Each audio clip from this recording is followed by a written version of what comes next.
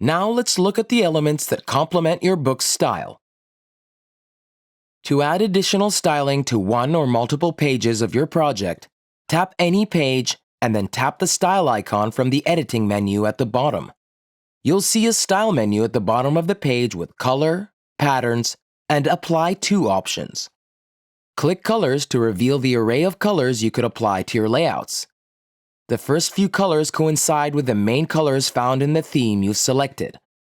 Click Patterns to see the pattern options available for the theme you've selected.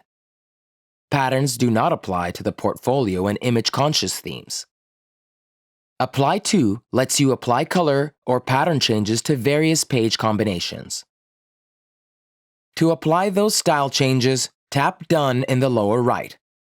To go back to your original styling, tap Cancel in the lower left.